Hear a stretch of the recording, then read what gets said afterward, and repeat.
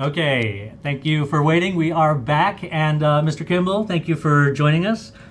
Before we get started, why don't you tell us a little bit about yourself, what you do here at Magic Leap, and a little bit about your background. So I come from a games background also. My background's a lot more in kind of low-level tech. Like I worked on a lot of engines for consoles and handhelds, and also writing tools for kind of artists and designers over the years. Cool, and you are recently contributing to the DevRel effort here at Magic Leap? Yeah, so I've gone through a couple roles here at Magic Leap.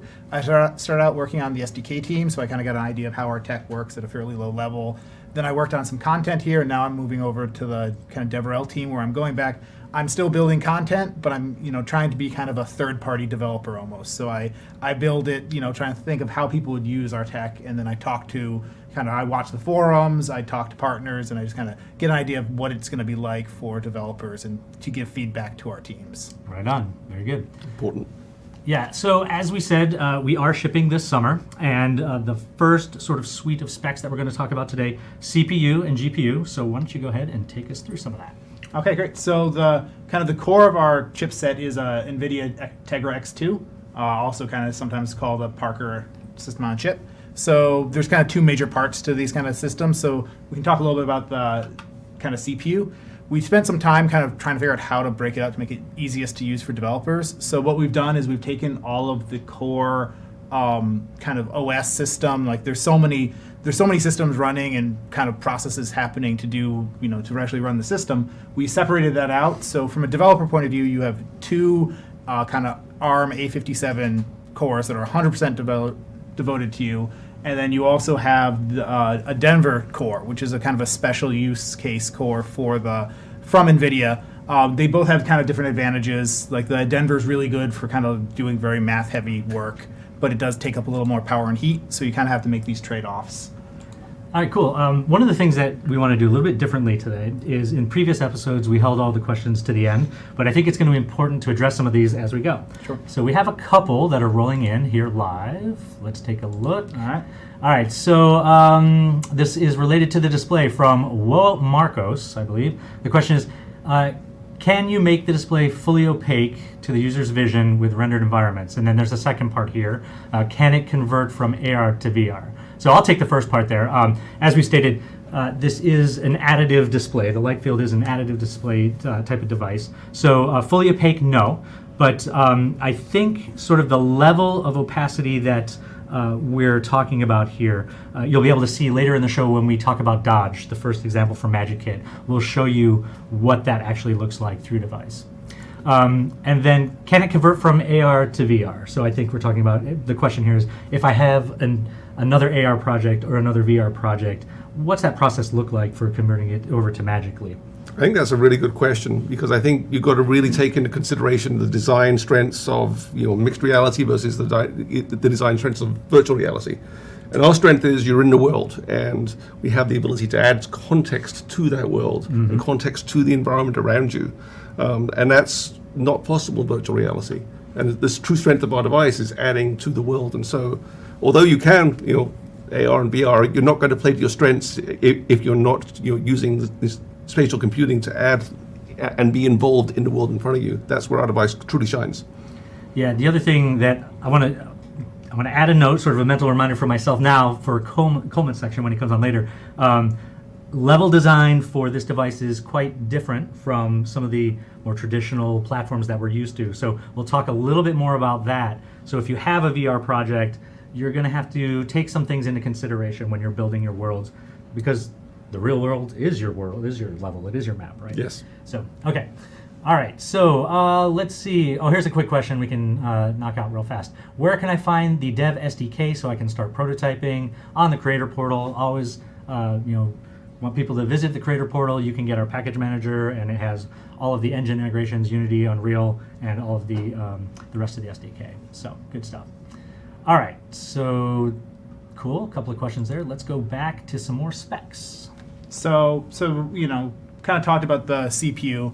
And I think one of the important things is we really are very focused on the experience. So we're going to be talking about low-level specs and stuff. But if you're using Unity or Unreal, they've already spent a lot of the time focusing on optimizing their engines, on kind of, really there's 3 usable cores for a system, and by kind of giving developers the ability, or giving the engine integrators the ability to kind of focus on that, they're able to kind of optimize and build the system for that. So when we were looking at the integrations, you have one core is kind of devoted to feeding the graphics chip, one core is kind of devoted to your gameplay logic, and then you have a lot of jobs to do things like physics and audio, and the kind of our integrations are already doing that kind of scheduling for you. So if you're interested in the experience and you're interested in building something, you don't have to worry as much about these details. If you're building an engine from scratch, or if you really want to get every last ounce of power, then you're going to have to start thinking about this and really optimizing your system. And the cool thing is we actually give you those 2 full cores and a Denver, and the operating system is not going to interrupt you there at all. So you know the full power of what you're going to get. Yeah, I think kind of coming from a background where you're, having a fixed system makes it so you can push it a lot harder than having to worry about being on a PC where you don't know if something's going to happen, if the operating system's going to do some more work that you're not expecting. It's a console. Yes. Okay, here's another question related to the simulator. Are the system characteristics in the Magic Leap Remote Simulator representative of the actual hardware?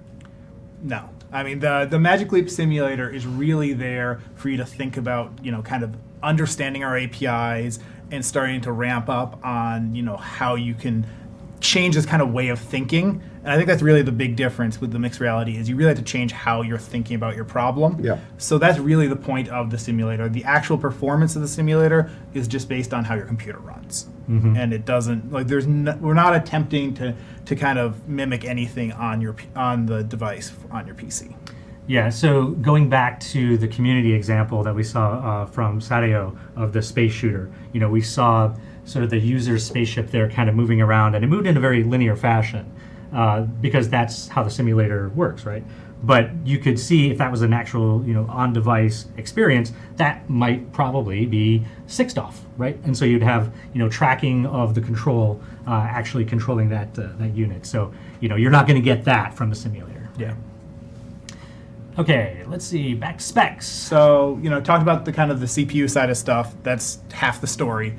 So from a GPU point of view, I mean, you can look up some of the stuff. It's a Parker chip, which is based on kind of NVIDIA's Pascal architecture. There's, I think, 256 CUDA cores. I think, those numbers are all well and great, but really kind of the important part is we're offering as many of the kind of core APIs for graphics as we can. So we offer kind of full OpenGL 4.5 support. So really, if you're used to working on a PC, most of the functionality, most of the shader stuff you can do on your PC, you can port it over, you can run it right on the device without any problems. On the flip side, we know people are coming from so many different backgrounds. If you're coming from a mobile background, you probably already are very comfortable with OpenGL ES. So we also support OpenGL ES 3.1 with a lot of extensions on top of that. If you're kind of really interested in the future, I think a lot of people already see the power and kind of the capability of Vulkan. So we also have full Vulkan support, and we're kind of, if at all possible, recommendation is to use Vulkan if you're building an engine, because that's really the future, and it's going to run better not only on our platform, but pretty much any platform you're working against. I think your choice and selection of what you do is a lot about the content you want to make as well.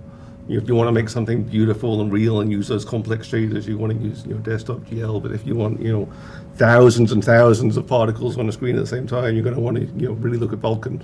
Yeah, I mean, I think that's really when we're looking at our integrations. I know, for our Unreal integration, there's a number of different renderers that you can choose between. Mm-hmm. And the mobile renderer works the fastest. It's the least overhead. That's the one that you can get the most performance out of. But sometimes there's the Forward Plus, which gives you a little bit more graphic fidelity. So you really have to choose what your experience is on how you decide what feature set you want. That's a gorgeous rendering pipeline.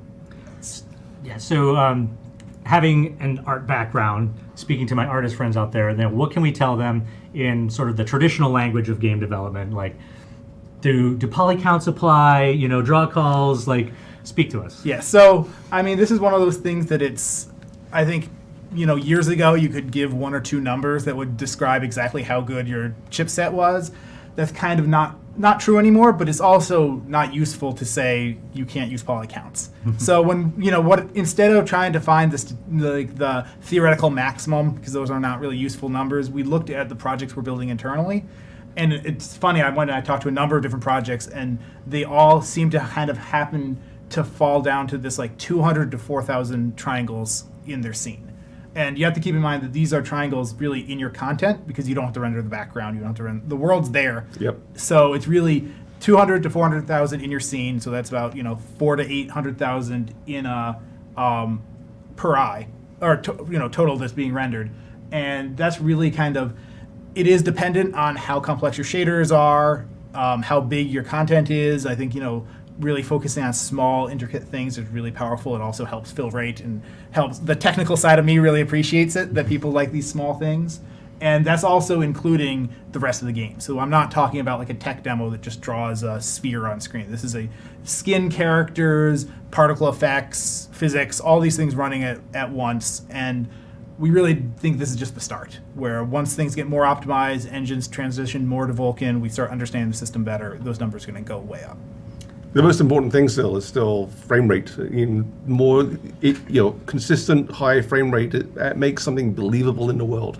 And when you believe it, that's when the magic starts to happen. Yeah, that's totally true. That when we talk about these numbers, they're not these numbers where if you make one mistake if you get to 401,000 triangles, where your frame rate doesn't drop to nothing. So it's really these numbers we're trying to give you, where you can start targeting and thinking about your experience at what's a realistic thing that you'll be able to ship with, not giving numbers where it only will work if you spend every evening and every morning of your life for the next year trying to optimize every bit out. All right, so let's have a couple more questions here. We touched on this a little bit, but question from Idan Beck.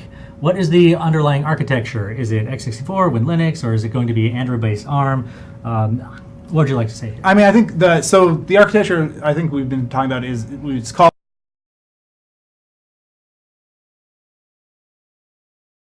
it's called Lumen OS.